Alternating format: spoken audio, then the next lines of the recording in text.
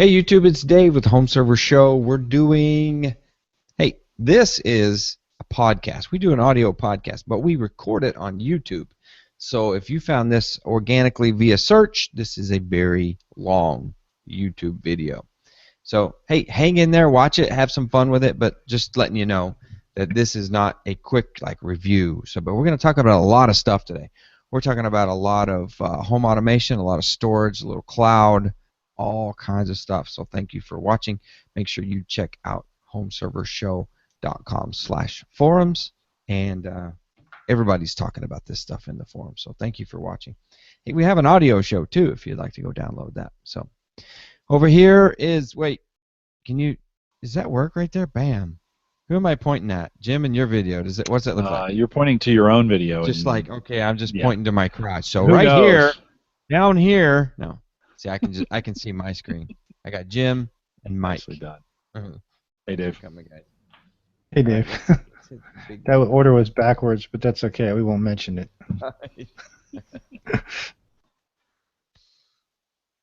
All right. Hey, chat room. Good to see you. I'm waving at my chat, which is over here. Okay.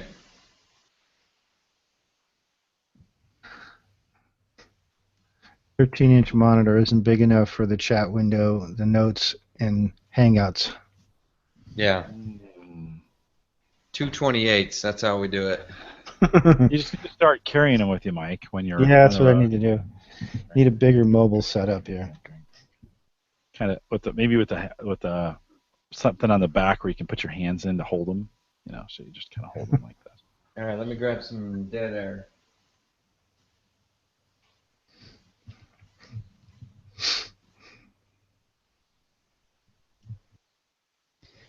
This is a Home Server Show podcast, episode number 295, recorded on February the 10th, 2016. Happy Valentine's Day.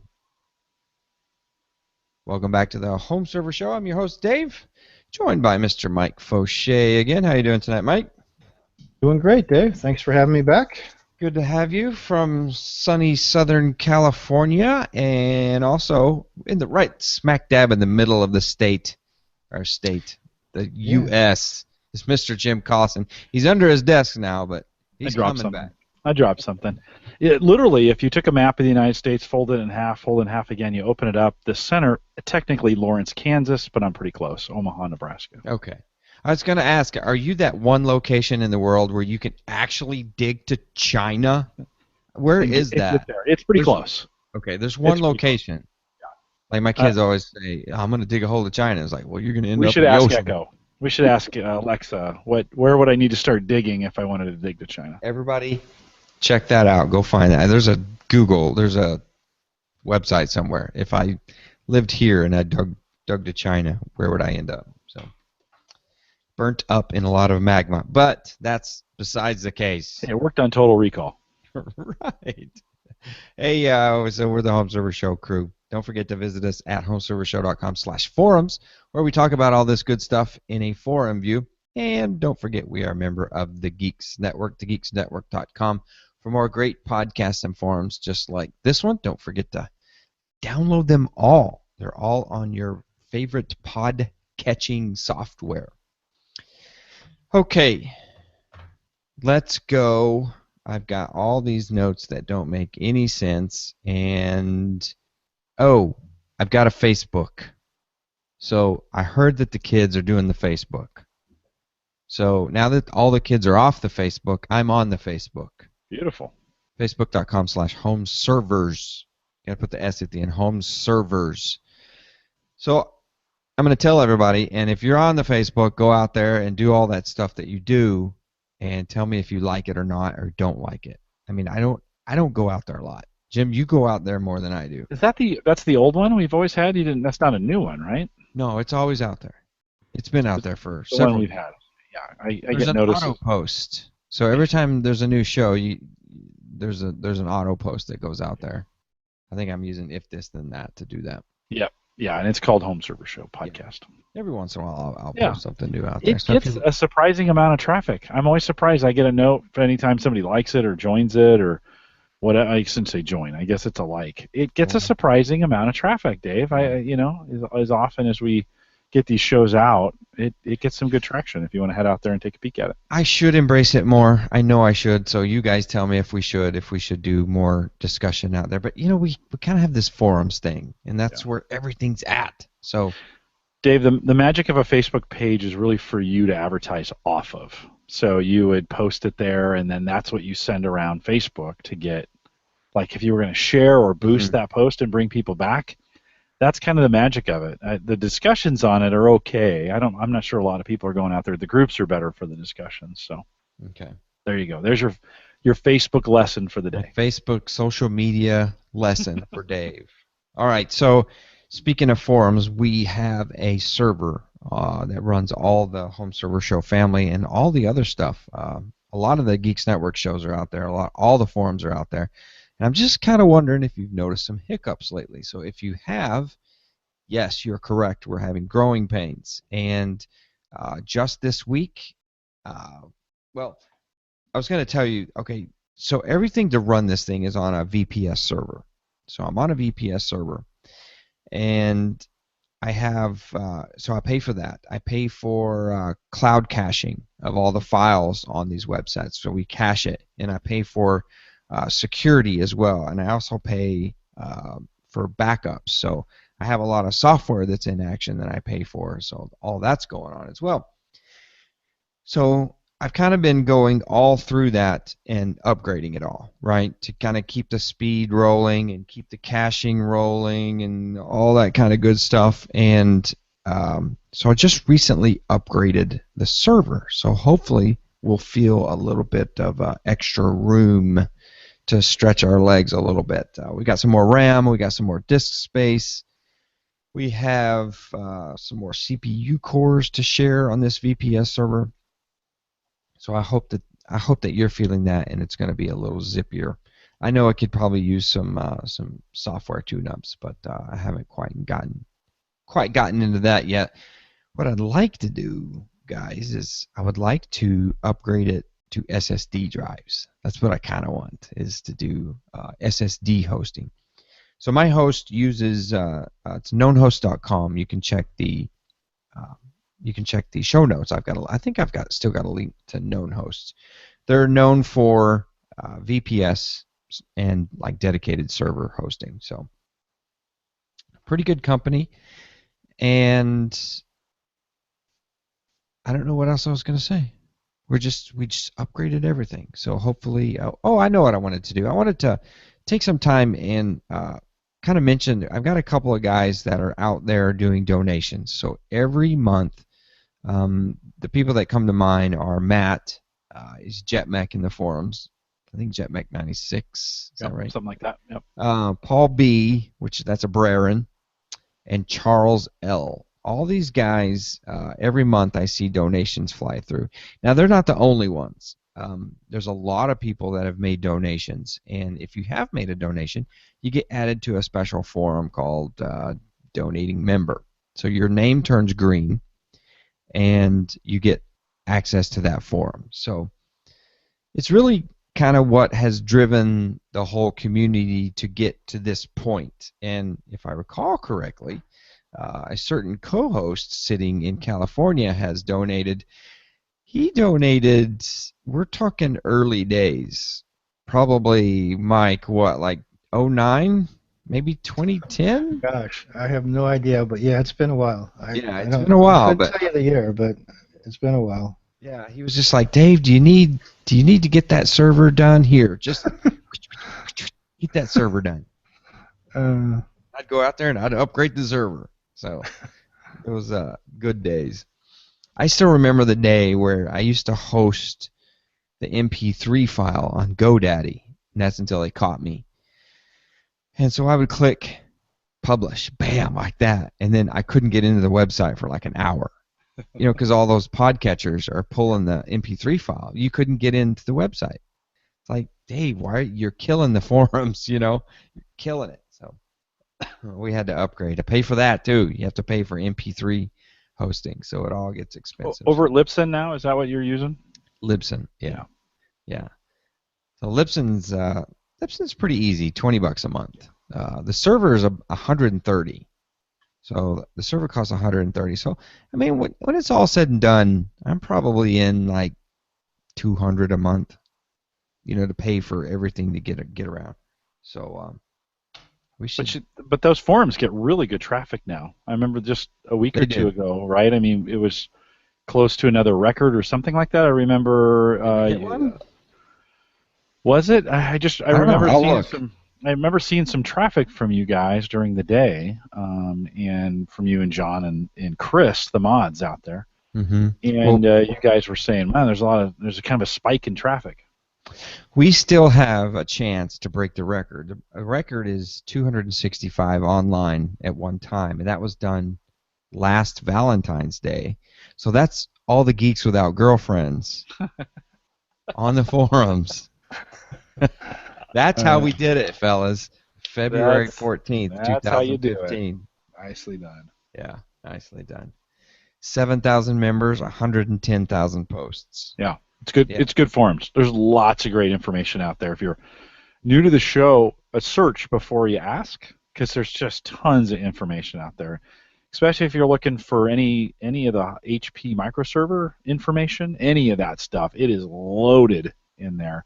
And then if we're talking Windows Server 2012 or any in that space, I don't know if I'd necessarily recommend being on 2011 at this point. Some of you are, and there's plenty of information that's out there about that. But just do a quick search and then post it. I think somebody will probably pick it up within 5 minutes, and it's fast.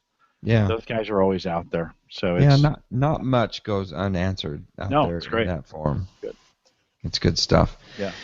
So just letting you know that if you've, felt a little hiccup or, slowness, that I'm on it. I know that we had a little bit of outage a couple of times this last week. The cool thing is you'd be surprised. A lot of people have my phone number, Jim. Even more people have my email address. And if something happens, they're pinging me like, "Hey, Dave." Let you know. Hey, Dave. So I'm never going to have to pay for one of those, internet ping services. You guys out there are my internet ping service, so you are saving me a little bit of money. So the YouTube channel, if you didn't know it, we do have a YouTube channel. If you're watching right now live on YouTube, you can go to homeservershow.com/live. You can chat. So we have a chat room. Better bring that up. So, yeah, the chat room is just going. It's just going like crazy. And so I wanted to let you know, I put a video out there. And I'm just going to say I'm trying some new things, right? So if you watch my last video, if you watch that video, you will see how it is like 180 degrees out of my usual videos. Now, my usual videos are me sitting, beyond this podcast, because the podcast is, I know there's tons of them out there, but really it's so Mike and Jim and I can see each other's reactions, right? So we know when to jump in. I know if Jim is, under his desk, fiddling with a cable, I'm not going to throw it to him. I throw it to Mike. So we do that. But if you look at all the videos out there, it's usually just my hands, right? Because I'm unboxing something or I'm showing you something. I'm showing you something. So this last video, I did something completely different. So I want you to go out there and watch it. It will be in the show notes, but all you got to do is go out to youtube.com/homeservershow, or even you can go youtube.com/David McCabe. So I do have that vanity name as well. And here's where I went wrong, is I labeled it CES Day 1. That's where I went wrong, and that's why nobody's watching it. So I was going to ask you guys for some feedback. Go watch the video. Let me know what you think, because the first thing I do is I'm showing you me, right? It's kind of weird. I'm shooting myself. It's kind of like selfie video throughout the whole thing, and I'd never even leave the hotel room, Mike. I'm in the Flamingo, so I'm just kind of showing you my room, right? All the things wrong with my $24 room. I thought it was kind of amusing. We'll see what you think. So You should watch it for sure. I just watched the first few minutes. It's pretty good. It's rough. Well, it's rough, right? It's good. You should definitely watch it. You put that. I haven't watched it yet. Oh, And really? no, I haven't watched it yet. You should definitely go out and watch it. Well, can we do it on this I thing? just saw. It won't show very well. It won't show. No, It won't you do the should video. watch It won't do Dave. the audio either. No, it won't. It's terrible. Just have them go out and watch it. Go to youtube.com/homeservershow. It's the second video down. CES 2016 CES Day 1. I got to get through the whole thing. It looks pretty good. It's only 3 minutes. It's only 3 minutes. Yeah, no, it's got some good promise. So you want to go out and see. I like where it's going. Okay, so that's my whole point. Is I'm kind of curious which of my YouTube channel would appreciate this video the most, my home server show side or my Surface Geeks side. So if you didn't know it, we also run the little Surface Geeks podcast, and so I don't know who to present this to. So I just need to know if someone likes this style of video, if someone would like my weird ass humor and to follow me around a little bit, right? Because this is what I'm like. That right there. And Jim knows that. Jim's hung around with me enough that I have the weird humor, and we'll see what that we'll see how that goes. Okay, so we're going to get into it. This show is sponsored by Circle by Disney. I've got a review out there of this little box, and we were talking about this earlier. This little box connects to your Wi-Fi, and you create a profile for yourself, for your kids, every device on your network. So my kids, 6 and 8, each have an iPad. They each have their own profile.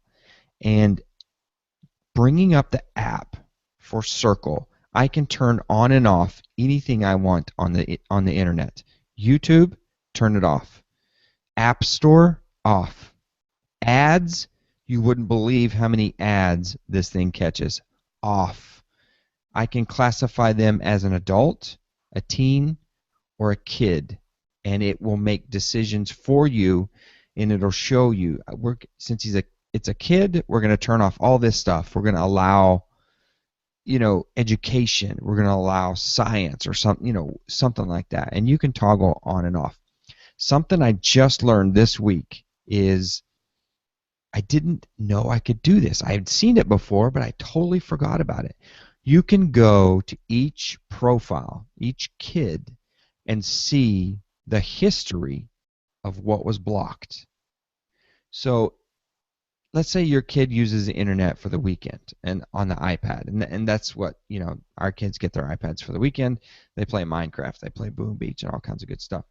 But also, what if they got into something kind of crazy and it slipped by? You could go look to see what they looked at, and you can see what was blocked. So if they come to you and say, Dad, I can't get into this. It looks, you can see it. Jim's laughing. I'm trying to do an ad, Jim. Oh, sorry. So you can see that it blocked this certain site, right? Right there from the menu, you can say, allow. Bam. Allow that.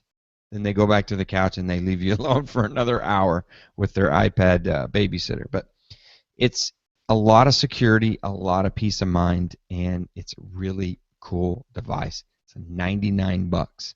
Go look at my review. What I owe you guys is I owe you a follow-up review. I really do. I want to get it on video because I just wrote it out, and I want to do a video follow-up review, so I need to do that. Okay. We know Home Server Show headquarters is moving, right? It's trying to move. It really is trying to move. I don't know if you've recognized things, but it's different back here. It's set up as kind of like an office presentation. You should see the place. It's not like it used to be.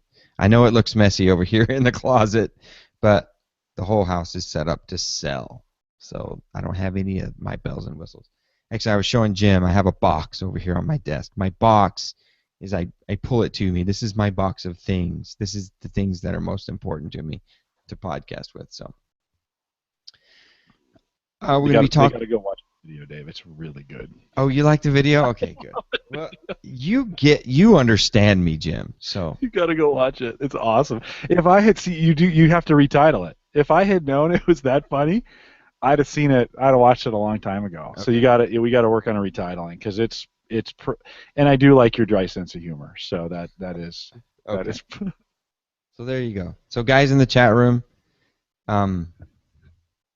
we'll watch the chat. You guys go out and watch it and see if you like it. So Mike's going to talk to us a little bit. I'm thinking about getting a Ring doorbell. I'm thinking about some other things for this house. I'm also getting into lighting. Holy crap, guys! I bought for the first time an LED light bulb, and I think I've been back to the store like 10 times buying light bulbs now. Changes everything. Everything. So the funny part was, is I bring my wife, I'm like, oh, you got to see this. Come see this. Come see this. And she's like, please, I don't need any bad news. Please, God, no more bad news. I'm like, no, just come to the guest room. Please, come to the guest room. So we had a fan in the guest room, and it had 3 CFLs in the lighting kit, right? 2 of them would come on instantly. The other one would come on a second later, right? And we hated it because the light was gross looking and it didn't light the room up at all. And I put 3 60-watt LED bulbs in it, right? Just the normal looking. How much were they each? These were at Lowe's. They're a little cheaper, Jim. They were on sale, $4 for 2. Oh, that's not too bad. Yeah, it's not too bad. No, that's actually real reasonable. So this 60-watt luminance bulb, whatever, putting off 60 watts of luminance, average, is only pulling like 8 to 10 watts. So it's not pulling a whole lot of energy. Now, I know CFLs don't pull a lot either, but they also give you crappy light, and you also take a little bit of risk with all the freaking chemicals that are inside those things. So, and then I walk her into the room, I turn on the light, and I'm like, she's standing there like, yeah, I saw the light earlier. I'm like, man, you are so hard to please. So hard to please. I'm like, look at all this light. So if they're $2 each, right? Is that roughly? Is that basically what it breaks down to? Mm-hmm. And they don't have the same environmental impact that fluorescents do, because fluorescents, you're right, fluorescents have a huge environmental impact. Yeah, like mercury. Yeah. If you break one. Why? I guess I missed this. Why won't they replace, or are they going to replace CFLs? I am willing to bet CFLs have improved quite a bit, and I saw CFLs on the shelves that were supposedly better, right? Compact fluorescents. Sure. I don't know if people understand LEDs, and they just see the cost. And you can look at like a $30 LED bulb. I mean, like a floodlight or something. They're expensive. The cool part that the LED does is the light. You can buy a light that's white, yellow, or if it's super, super bright, it gets into like a blue spectrum. So it was really neat. I thought it was great. I bought for a spot in my new basement. It had 5 60-watt bulbs scattered in this storage area. So no windows, no natural light. So you know how basements get the hodgepodge. It's like four different light bulbs, right, in these sockets. And I went and got $9 light bulbs for each socket. I think there were 5 or 6. So it's a very expensive room, right? But I got 100-watt bulbs. The socket is only rated for 60 watts, but that is the energy pulled, right? So my 100-watt luminescence bulb is only pulling 16 watts of energy. So I'm getting, in effect, more light in my space and using less energy with these LEDs. And these LEDs, I think, are rated like 10 years. So those bulbs should last me 10 years. hard to tell, but I guess I didn't realize they'd come down that much in price. Depends what you're buying and what there's so many different types of light types in terms of the sockets and pin layouts and stuff. you can spend a couple bucks for your traditional light bulb, or you can spend 15 bucks for a different type of light. I went through that when I moved because energy is kind of an issue here in Southern California. You want to save whatever you have to spend on it for air conditioning and other things. So I ended up going through. I converted my entire house to LED, and it's just phenomenal because you walk in there, and I'm real picky on light color. So everything in my house is 5K, is 5,000 in the Kelvin range, which some people don't like because it's too white. For me, I prefer it because I don't like the yellowish, warm light. But it's just phenomenal. I mean, it just, you can walk in there and you don't have to worry if you left the lights on because it's not a really big deal. I've got a lot of those. Each room has probably 8 to 10 of those canister type lights. Yeah, and cans. The cans, yeah, they're. That's where it gets expensive, doesn't it, Mike? Yeah, it gets a little expensive there, but you're talking about a light that's pulling just like, I think it's 4 watts, so it makes a huge difference, especially compared to the halogens that were in there, That's what we have in this house here. Yeah. That's what I have. I have a couple dimmed above me. Yeah. But I mean, the halogens give off a real kind of natural light for a bulb. Yeah. They do. I like the halogen color, but you can get real close with the right LED match, and without the heat. I mean, halogens put off a lot of heat too. I mean, you don't want to put your hand anywhere near it. And when you have, if you're trying to fight, keeping your room cool, and you've got a bunch of halogens working, you're kind of fighting yourself because they do dissipate quite a bit of heat. Yeah, they do, and they pull a lot of energy. And they do. Have about 50 watts per light. Yeah, I can see 5 in this room right here. 5 halogens in this very room. If you leave that on all day, you're sucking down a couple of dollars of energy. Your one room is probably costing more to run than my entire house if I turned everything on. No, and that's crazy to say that, but that's true. Yeah, and it's very true. I'm not in this to like repay my energy bill in the lights. No, yeah. But I know that I'm actually saving a little money off the energy bill. Now my upfront is a little costly, but you're right, they are coming down, and so I'm using Lowe's, the home improvement store Lowe's as an example. They have Utilitech light bulbs, and that's where I got these on sale. If you just go look for the on sale stuff, that's what I've been doing, and it's $4 for 2 of these things. It was a pretty decent deal. You can really get some good deals if you watch, the Amazon website as well. They have a tremendous amount of selection, and I think one of the problems I ran into is finding all the different types, and with matching colors, because I had difficulty when I went to like your Home Depots and stuff. They had, they might have the right color in one type and not the other, and it was just really difficult to find everything I needed. So I ended up just taking one room at a time and just basically replacing it from A to Z, including some huge floodlights that I put in the backyard. Actually, the lights were there, but they were also halogens. They were, I believe, 300 or 400 watt halogen bulbs that got replaced with, I think they're 40 or 50 watt LEDs, and they put out just as much light, and it's a whole different experience. I mean, I just truly appreciate it whenever I go into the room or go outside to have that consistent color and to get the brightness. I mean, it really lights the place up. Yeah, the brightness is unreal. It's like walking into a different room. So that's part of like the move thing for me, and that's just recently new. So you gonna leave them? when you go, or are you gonna take them? You know what?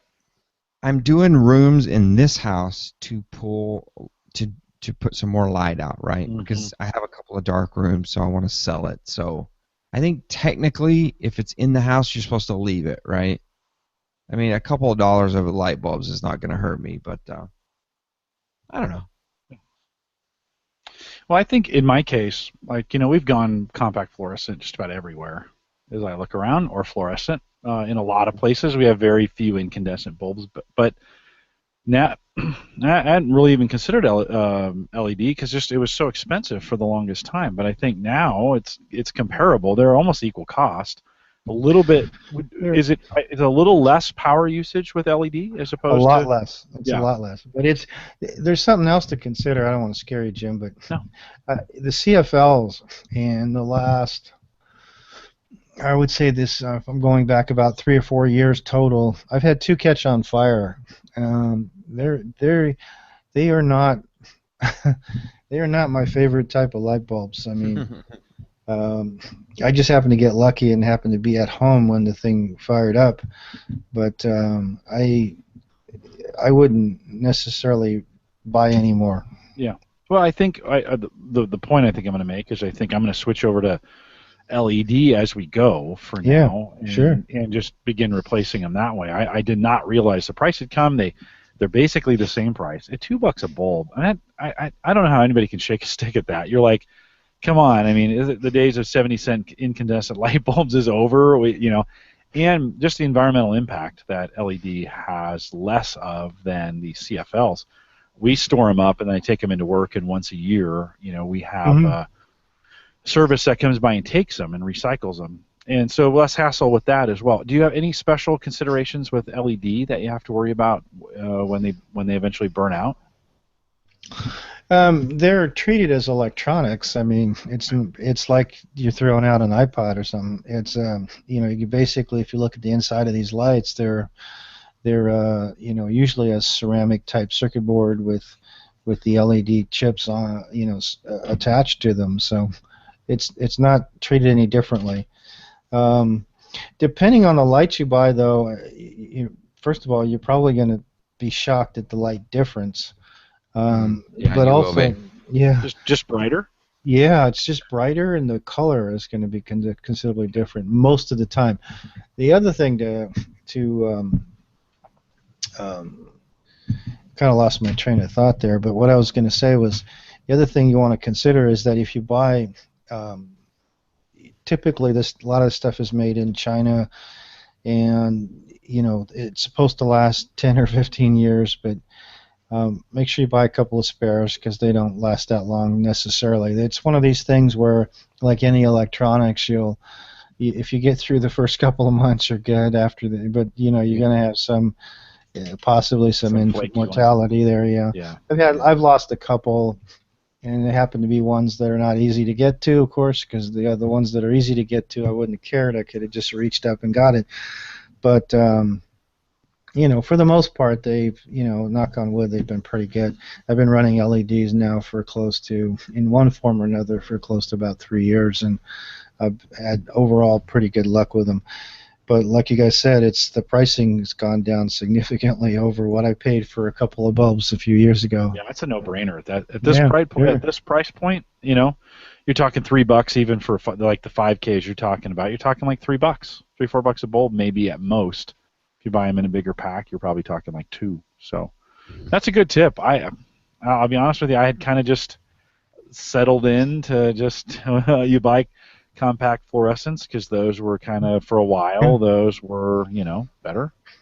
But good advice. If you're doing it like me, you're buying it for the light, and Right. you take the watt saving, the power saving, along with it, even though it may not last long enough for you to completely recoup your upfront purchase. But once you see the light that this pushes out, your upfront purchase goes to, wow, I'm going to buy some more. So pick a dark room, Jim, and then find the size of the bulb you need, and go to Lowe's and see what's on sale.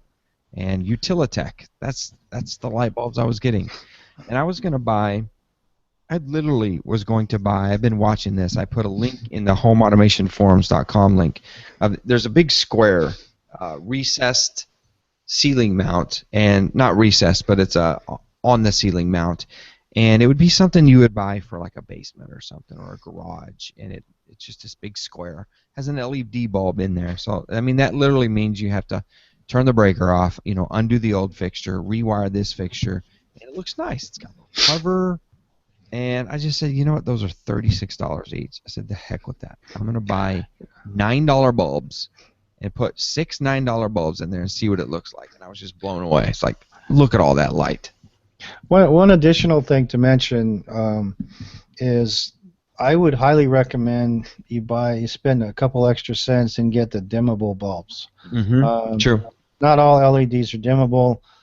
And it does even if you don't have a dimmer on your system, if you end up putting like a home automation switch or something like that on there, you can get some really bizarre reactions with like an Insteon switch or something that you put on your wall to control your lights. If you've got the wrong type of LED, it'll start doing the disco scene thing for you and start blinking and all kinds of stuff. So spend a couple extra cents. Make sure you get the dimmable type, so that if you do put upgrade your switching or your lighting in the future, you won't have to be replacing your bulbs again. Mike, any issue with cold? Now, you're not really in a cold weather climate, but are there any issues with any known issues, Dave, with if you have this outside, with CFL, if it's really cold, Mm-hmm. Below zero, those things take a while to kind of warm up and come online. Any issues with cold that you guys know of? Or does it bright? I have not looked. I really honestly haven't.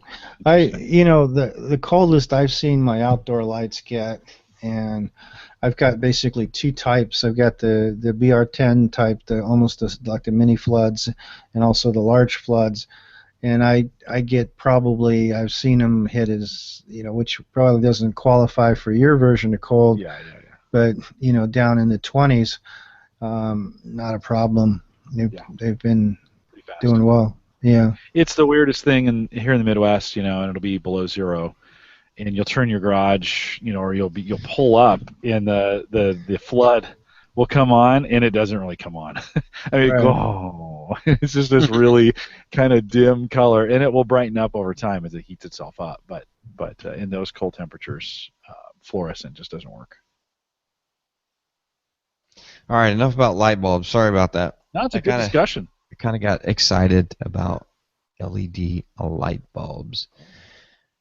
Let's move on. Oh, I mentioned something last podcast about the home server show review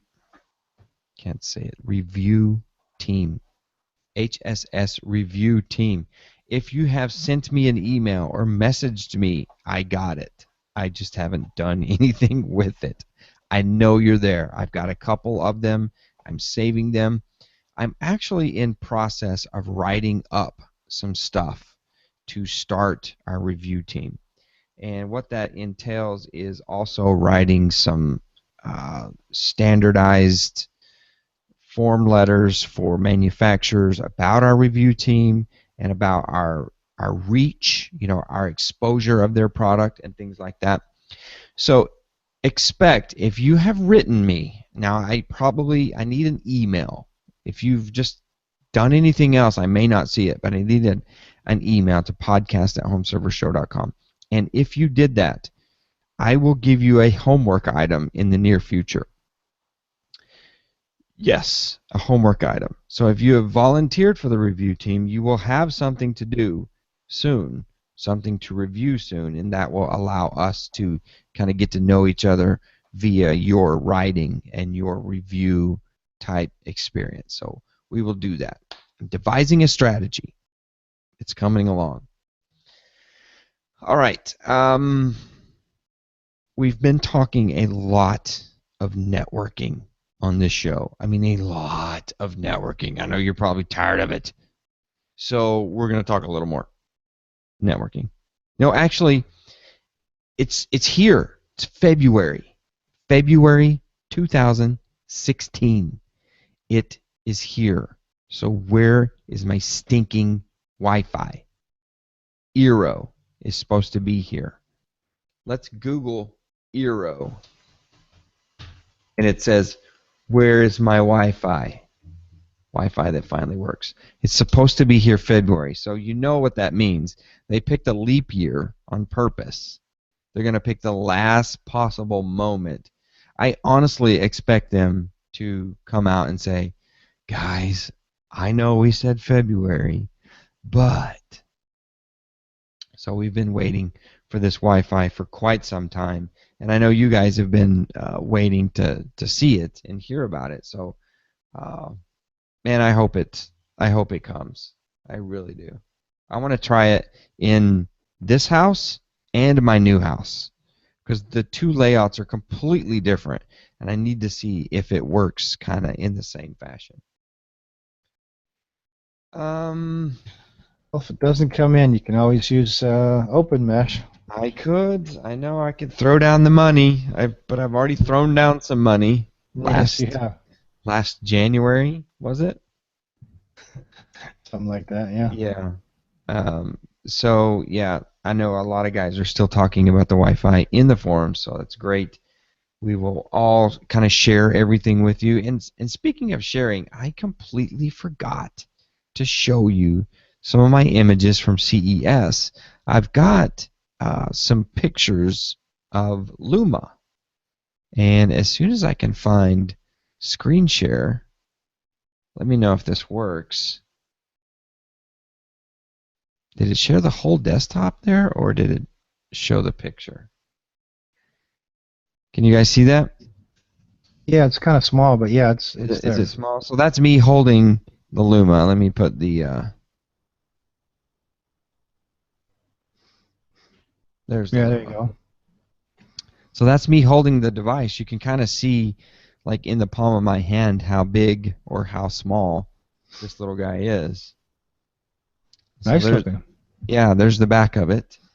You can see there's a power jack.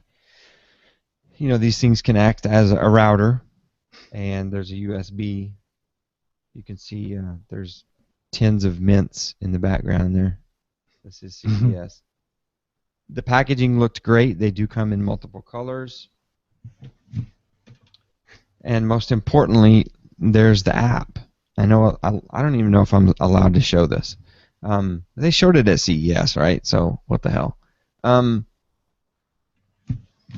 a lot of people have seen the app in action. So there it is. Some of the things worked and some didn't. Now, if you can see here, it says this is the advanced settings of the Luma app. Well, this is kind of what I came for. You know, this is like way down in the bowels of the app where you can set you know, port forwarding and things like that. All the stuff that a geek wants to set up. And so it has that, but it also has all that safety and security built in to the Luma product. So we'll try to put a link in the show notes for I think it's Get Luma. So okay, there's a Keurig.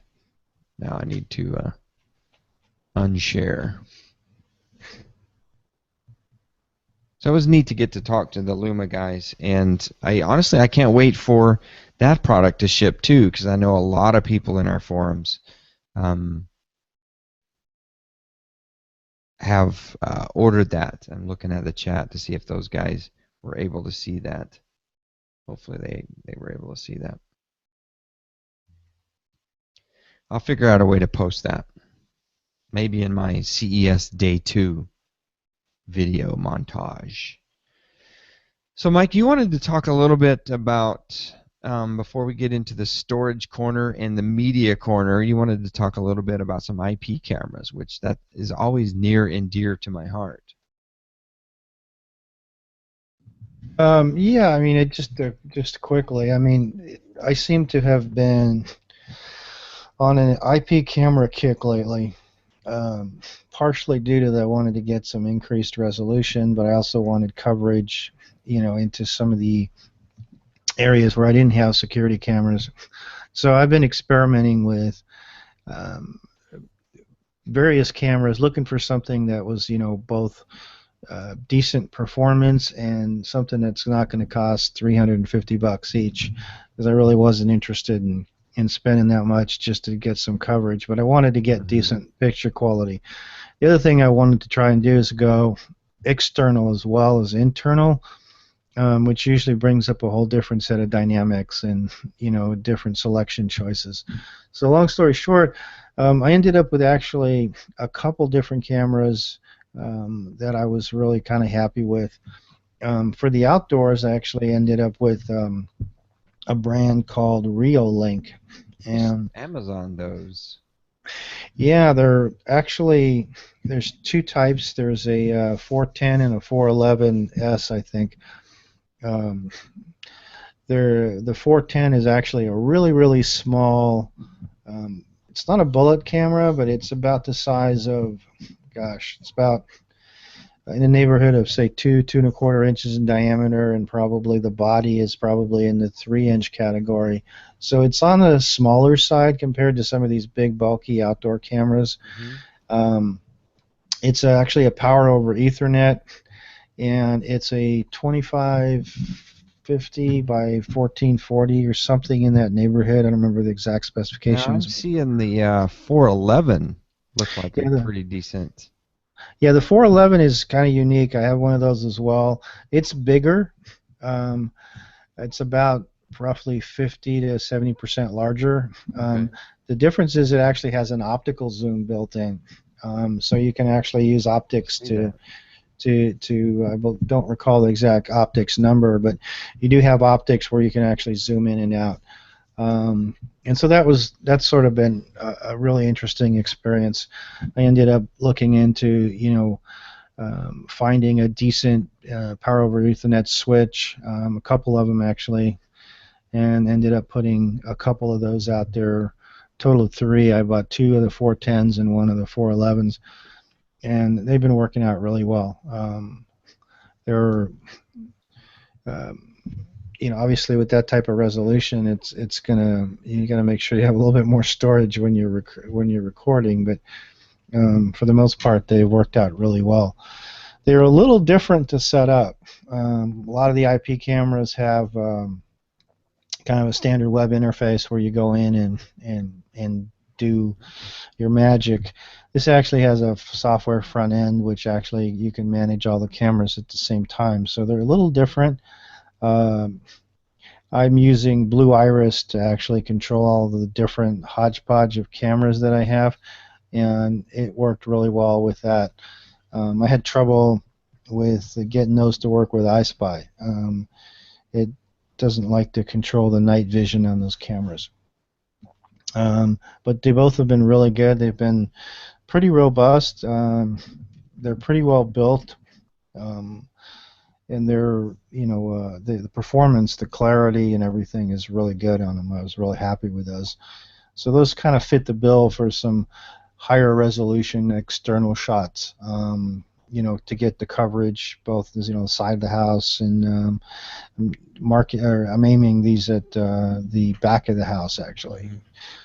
And then on the indoor side, I tried different. I've been a Foscam user for quite some time, and I still actually really like the Foscam cameras, but I was looking for something that had at least a 1080p and some decent clarity, and I ran across a deal on an Amcrest, or I think AMCREST.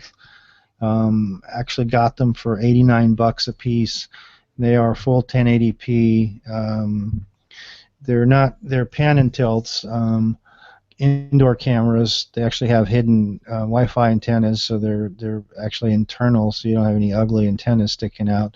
They look similar to the Foscams. They're just a little bit more polished. They have a really unique software front end that's accessible either through the web or through their software.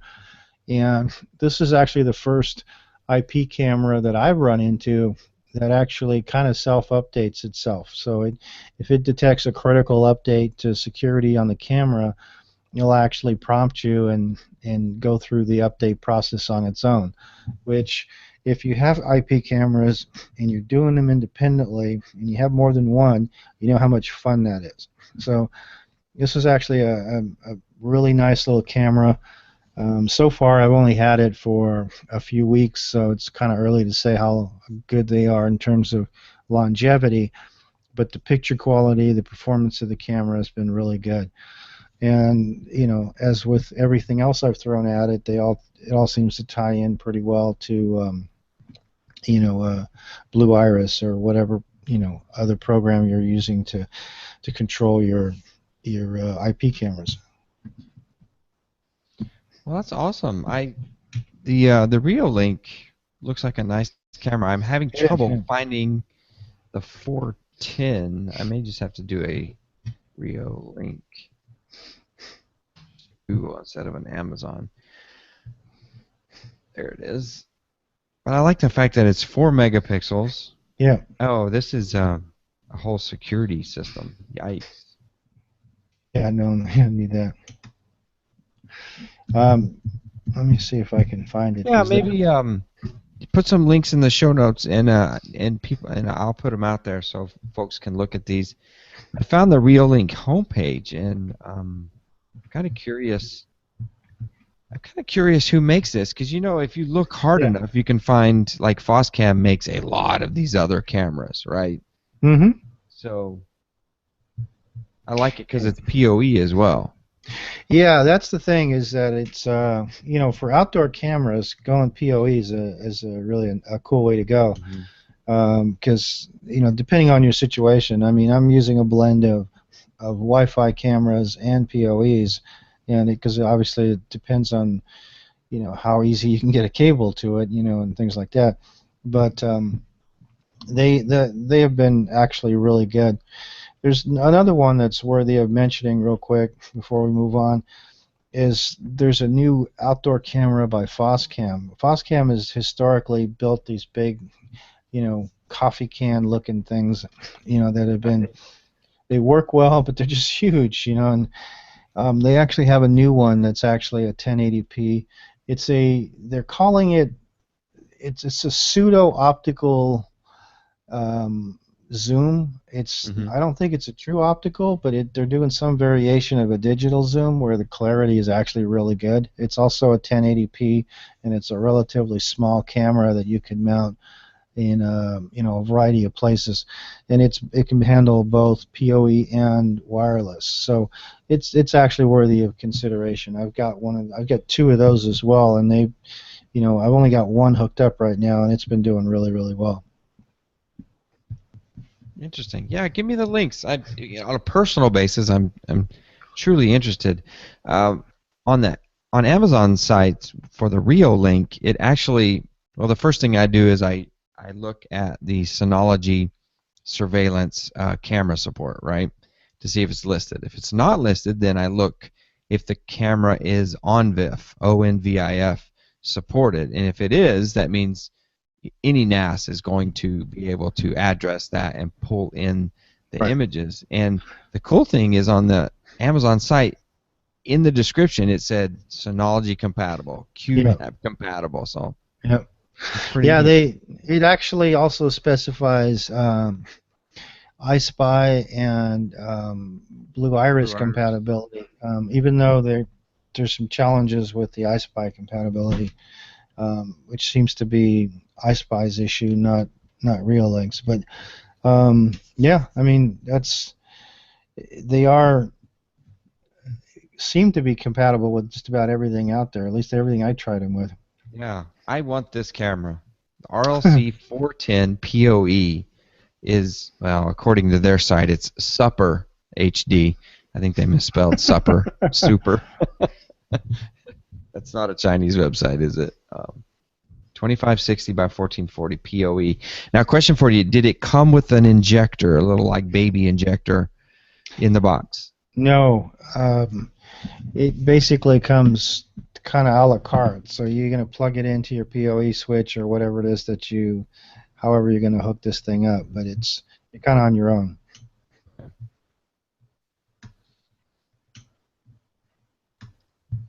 Okay, no problem. Yeah, we can get some PoE switches going. But yeah, I'm already kind of envisioning. Okay, I want one here. One thing I didn't look at was what is the how wide will this thing view? I need to find Well, the the specs.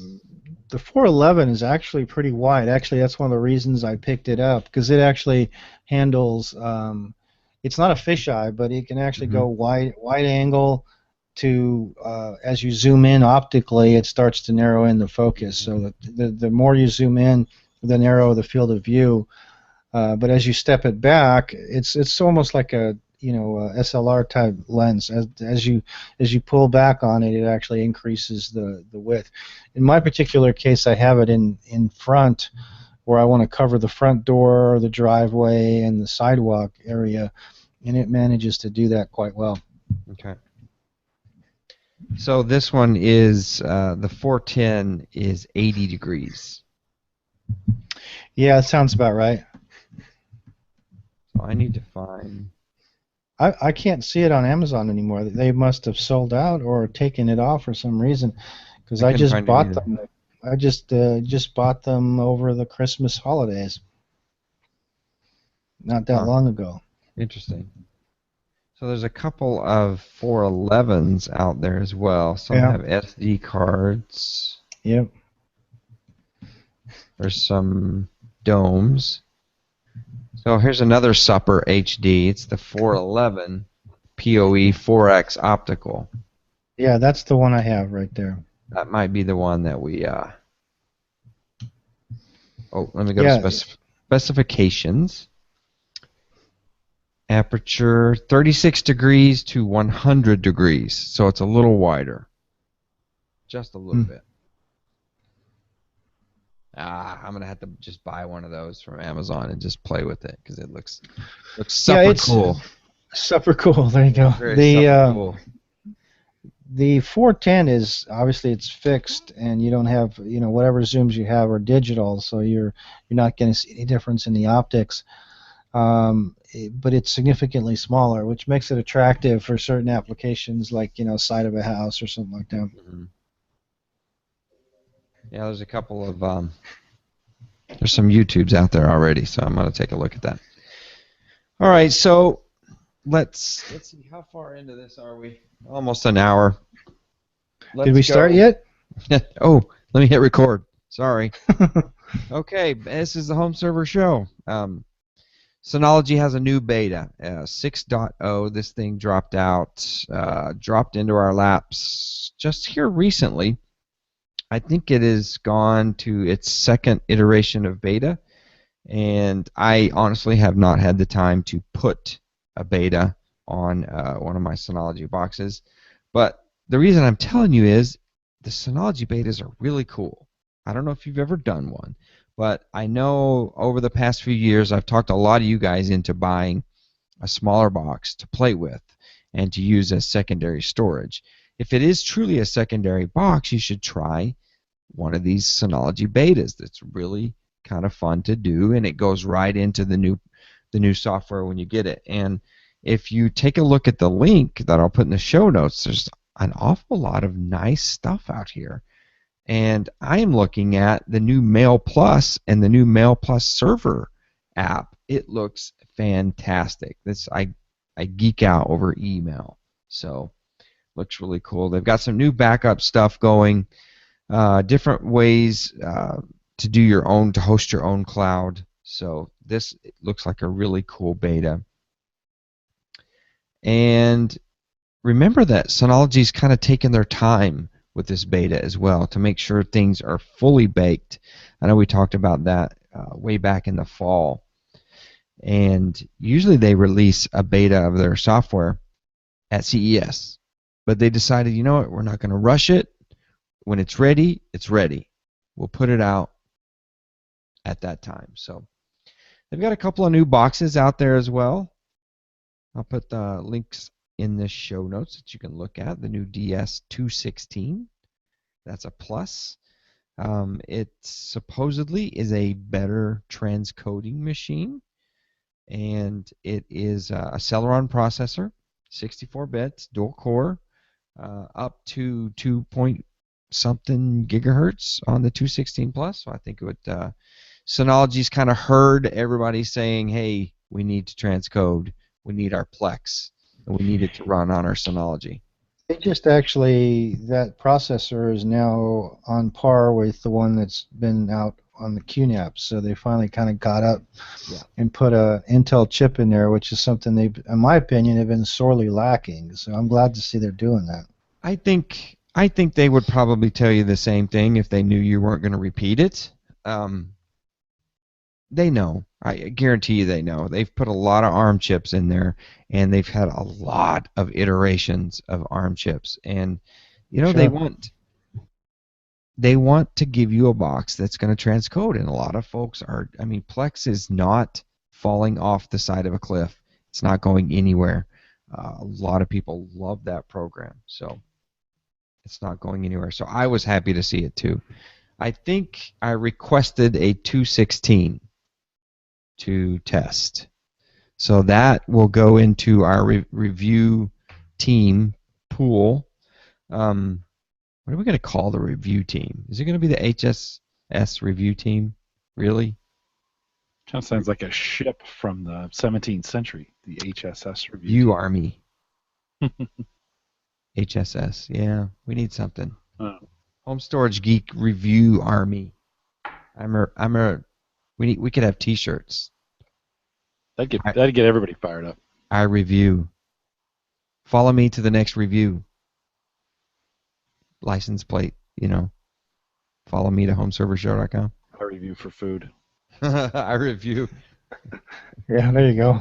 I review for live streams. That's not too far off the track. Right. I review for Amazon credit. Absolutely. Yeah.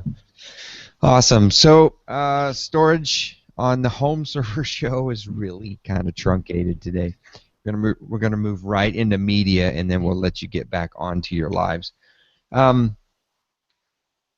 Media corner here at Home Server Show is, guys, I've been thinking. Let me throw something out at you. And I know if you've run Media Center before, get comfy for a second. I'm getting comfy in my chair. I know if you've run Media Center in your past, not as a toy, but I mean run it. And that means you let your wife have the remote. And if it makes her happy, then you can use it, right? It can stay in the living room. So go back to the Super Bowl. A lot of people talking about the Super Bowl out there in kind of your neck of the woods there, Mike. I know this has happened to you, so let me try to lay this out there. We were live. We watched live on the Super Bowl because it was my goal to watch live, right? Because I want to watch the commercials and I want to be able to check my phone. That's one thing that when I watch like a football game and I'm not live, I have to put the phone away because Twitter will ruin it, and all the announcements that come over my phone telling me of my favorite teams will ruin it for me. So I wanted to watch the Super Bowl live. Well, that was all fine and dandy up until halftime. So after Beyonce kind of put Coldplay to shame, we paused it. Got to put the kids to bed. Mike, it was roughly like 8 to 9 o'clock at that time. I know that's like at 1 p.m. in California, but here we go to bed, you know, when Sunday Night Football game comes on. Mm-hmm. So we pause it. I paused it. Now, put the kids to bed, come back. I did not reach the 30-minute buffer. It was still paused when I came back.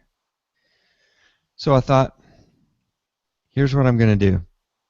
I hit guide. Let me make sure I get this right. I hit guide. I went past the Super Bowl guide data, right, to the next show, which was one of the late shows, and I hit record on that. Because you have to do that with sports. I know where this is going. You have to record 60 minutes after the frickin' football game, or otherwise you're going to miss the end of the game, right? So let me reiterate this. We watched Beyonce. We paused it.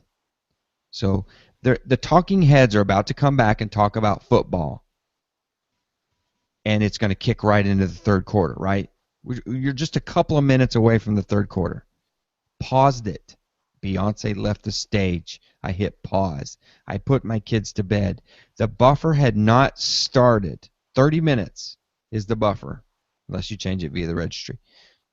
30 minutes. So I come back. I'm in the living room by myself, waiting for the other family member to return.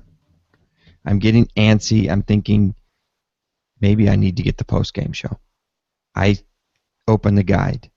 I go past the Super Bowl, click record on the post-game show, the hour after the game, and then my fateful mistake.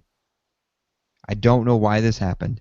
I hit the back button on my remote control. What does the media center do? It goes to live beeping freaking TV. So I'm getting angry at my microphone. It's not your fault, listening public. It goes to live TV. 7 minutes have gone by in the third quarter. Now, Dave, why are you so upset by this? I know you're asking yourself. It's Denver and Carolina. You're nowhere near Denver or Carolina. Well, look down at the shirt I'm wearing. It has an 18 on it. It is a Peyton Manning Indianapolis Colts shirt. It is my lucky shirt. It is the shirt that I wore to the Super Bowl in Miami and got rained on with my pregnant wife watching the Colts beat the Bears. That may be something you don't know about me. I have crossed that off my bucket list. 7 minutes into the third quarter, media center. Okay, so I know that this has happened to you before. If you've used Media Center, I guarantee you this has happened to you before. There's another way that it happens. There is another way. You can be watching a recorded program. I'm gonna just go back to football. You're watching the football game. And I'm not talking about missing the ending. I'm not talking about that. You're watching the football game. You have 60 minutes on record after the football game. You will not miss the football game, right? Or maybe you don't. I don't know. Either way. You're behind, let's say, 10 minutes in buffer. Time is moving on. So you're behind 10 minutes, but if the clock, let's say the game ends at 8 p.m., you're at 7:50 watching, happy. You're going to see the end. It will end in 10 minutes. You're going to catch it. But if the clock goes to 8 o'clock, then bam, Media Center jumps ahead in time, takes you to 8 o'clock, and you see either the ending of the game or you miss everything. You hit rewind. It's not there. You cannot go backwards. It's not physically there. This may be like watching live TV, right? This is the most frustrating thing in the world. And Mike, I know you're shaking your head. I know Media Center has gobbled up time for you before. I know it has happened. If anyone has used this product, it has gobbled time and wrecked one of your shows. Tell me I'm not right. No, you're right. Different reasons, but you're right. I don't know exactly, like I can't say it exactly, but it's when you time shift in the guide, and it's time shifting in time. You're going to get screwed one way or another on something. Now, we all know the big one, right? The big one is sports. You record said football game because you're not there. This happens to me with NASCAR. I used to record NASCAR, and I could watch it on my own time. Actually, you can watch NASCAR really fast. You put it on super fast forward, and you just do this for 3 hours, and then you stop it with 10 laps to go. You get to watch your race. we all know you can miss the end of a game because it goes over, right? I don't know how we can put rockets in the air and have them land right back where they freaking took off, and we still cannot get the end of a football game on a DVR. I don't know. Why, Jim? Well, it all has to do with the next show, and they would rather have it bleed over and not miss that in the guide than have you get the end of your football game. And that football game shouldn't be that long to begin with. But that being said, it's all guide data, right? I mean, it's all coming off the guide data, and they'll stretch that out in the, they would rather stretch it out live than have the guide data be wrong or have the guide data be too far ahead. I'm thinking this should be a DARPA project, Should I get Vince Cerf on this one? Yeah. No, Al Gore. Right we'll up see if his we can alley. get Vince on it. Yeah. No, it is frustrating, Dave. And now that you mention that, that's one of those things that I've got to go back and I have to always remember to start the news, or record the news too. You got to record the game and record the news. Got to get 60 minutes after, yes. That's right. Or the news, yes. You have to get the nightly news. It's kind of crazy. Yeah. Yeah. There's no way around that. Drives me crazy. Yeah, I just wonder if any of these other products do this. I don't know. I don't think bet they Tableau does this. I I bet they don't don't. think Channel Master DVR Plus does this. So How does it know when the show's over, though? That's the problem. With No, football. I know. Missing the ending of the football game, a sporting Right. contest, Yeah. that's going to happen until the networks step up and help us out. Right. And get some interactivity. Oh, well, I don't know if they physically can. They would have to send some kind of signal to say that. Yes, that they would. Right. They would have to be like in cahoots with the box, and we probably don't want that in the first place. Well, but if we went all web for this stuff, like they're going, right? The NFL's going that direction. Next year, 8 of the Thursday night games are all going to be broadcast on the web. Wouldn't have that problem. Or maybe like the Dish Network Sling, where they record everything, right? They record all the prime time, and you can go back up to 3 days later and watch it. Maybe that's how we fix it. Yeah. But no, it's got me thinking, Jim, because this is what I have chosen to use in my household. Well, the back button is what got you, right? On the very first example is that if you would have in Media Center went down and clicked on the live square in the bottom left-hand side, it would have taken you back to the exact spot that you were at before. But when it thinks back, it thinks full menu back. And that, of course, kicks you out and then throws you back into the show. You know what happened? You will lose your buffer, for sure. Something else. I don't know how this happened. I remember when I hit that back button, I swear to God I didn't hit the wrong button. Family Guy jumped on the TV. Somehow it went to Family Guy, and I'm like, what the hell is this? What the hell? So, Well, you were screwed at that point anyways, right? I Because was the buffer definitely- disappears.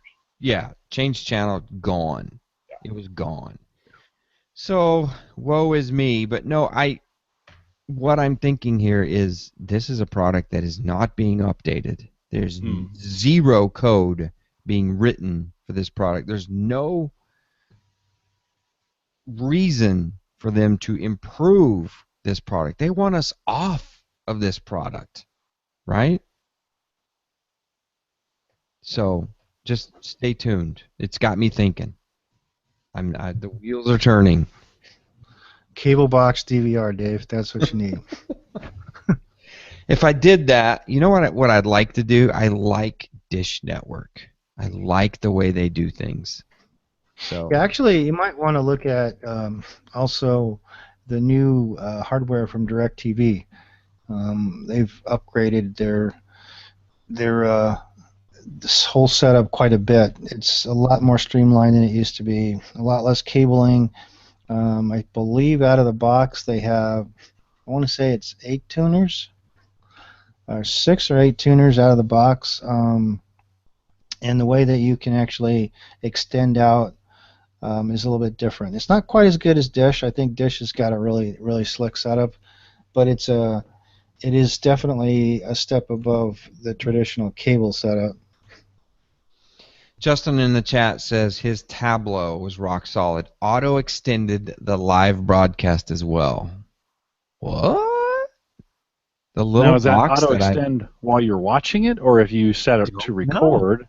Justin D, you better hit in the forums and tell us all about this. I have stopped using my Tableau.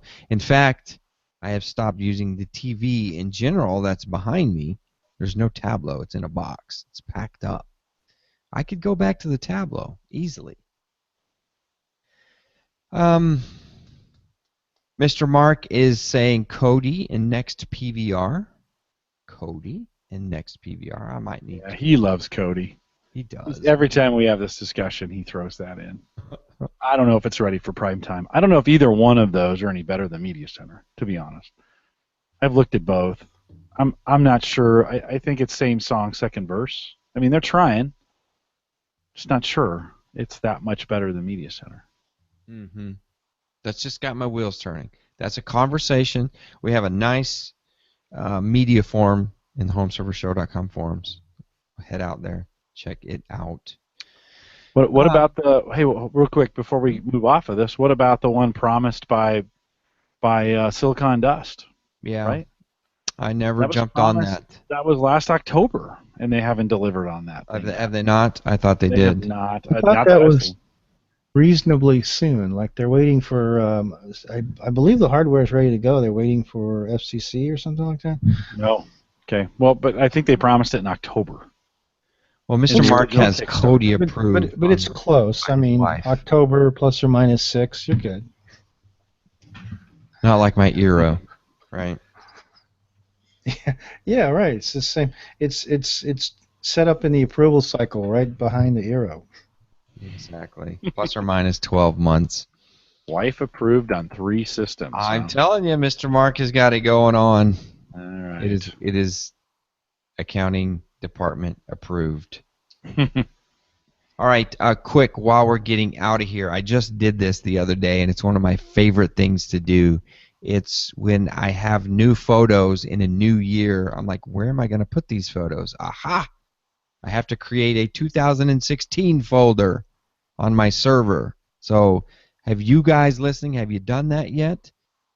That's also the time that you take to make sure you check your backups. Make sure you check your cloud backup of those photos that you did for the last year. See, here's how I do it. I have a photos folder, right? It's a shared folder. Underneath that is years. So 2010, 2011, 12, 13, 14, 15, 16, all this kind of stuff. And when you add that 2016 year, just go make sure it's getting transferred to your other backups. It's a fail-safe mechanism. Go check it out. Good time to check that, and it's also a good time to check your cloud service to make sure things are getting backed up, or if you're rotating. If you're rotating something, if you're rotating like a hard drive to grandma's house, make sure you do it. It's time. Get your 2015 folder, put it on a cheap old hard drive that you have laying around, take it to grandma's house. If grandma's house gets blown over by a tornado, fine, you just make another disk. But if your house gets blown over by a tornado, you've always got grandma's house and grandma's disk. So, okay, everybody? I think we're all in. We're all done. Oh, don't forget Hulu Plus. Monday, Jim. Monday. Hulu Plus. 11/22/63. I call it Hulu Plus. I think they just call it Hulu now, don't they? Mm-hmm. Yeah, I think it's just Hulu. It's just Hulu. I'm going to subscribe to Hulu. I'm going to start my 14-day free trial on Monday to watch the new Stephen King show, which is based on the book 11/22/63. Mm-hmm. I can't wait. It should be a good series. You know, Sarah, my wife, she started a Hulu account, never even told me. So she was using technology behind my back. Can you believe that? Like, one day I was saying something, and I've never used Hulu yet. I didn't buy it. And she was watching the show. I'm like, where'd you get that? She's like, oh, it's off Hulu. It's a Hulu original. Oh, wait a minute. Where have you been, Jim? When did you, oh, yeah, I just bought it. It was $7 a month or whatever. And so talk about wife approved. I mean, Hulu is, if you can get it on Hulu, it's just like Netflix, right? I mean, it's not a big. Yeah. So anyways. They have some originals, too. They have some original shows. That's the trend. There's some great original programming coming out, and Amazon's doing some good stuff. And I'm going to forget the name of it now. I said it, but the Castle Man from the High Castle. The Man in the High Tower. Man in the High Tower. That's what it is. Man in the High Tower. Man in the High Castle. Episode 1. It's pretty good. Yeah, so I need to keep going. Watch it. You should.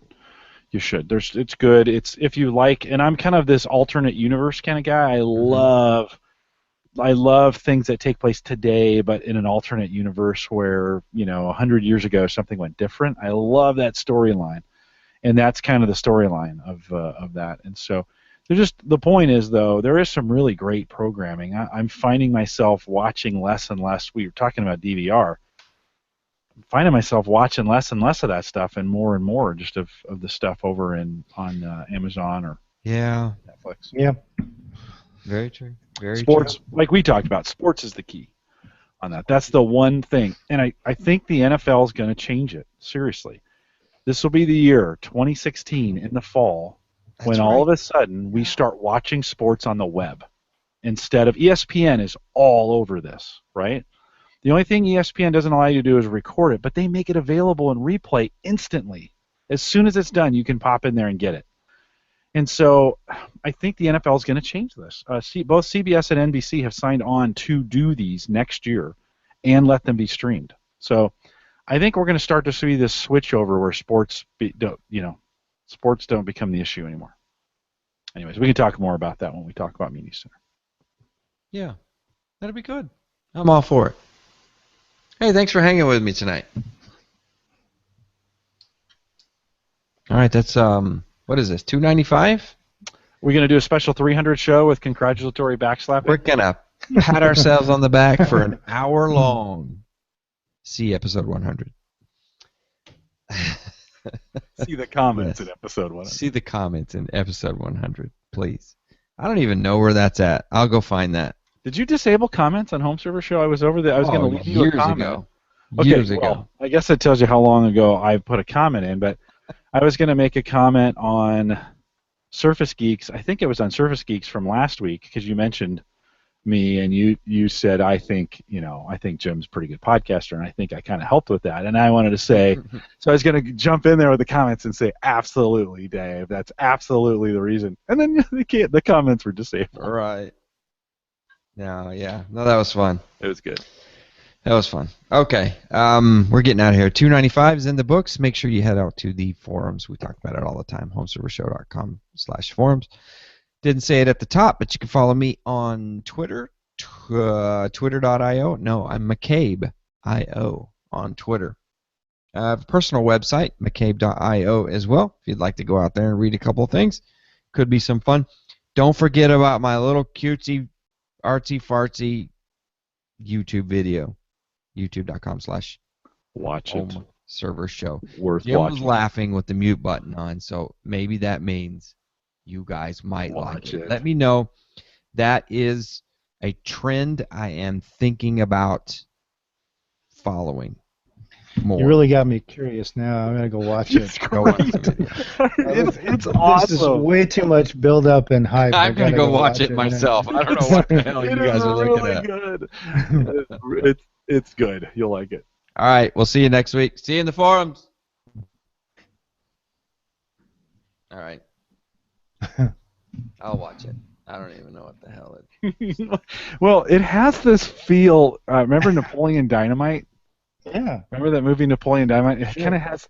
It's like Dave's best, where the music in the background is really cheesy, kind of. And then he's showing various things. I don't want to ruin it for you. You got to go watch it. It's pretty funny. Cheesy music. Dave has a cold. I'm gonna watch it when I get home. It's pretty good. It starts off super funny, and then he gets serious, and then it gets funny again. So. Cool. Oh, it's All right, awesome. Mike. Drive home. See you, Michael. On my way. See you guys All right, later. man. Thanks. Have a good one. Good See seeing you. All right. Bye-bye. Bye. All right, Jim. I'm gonna hit the big button. See you, YouTubers. Later.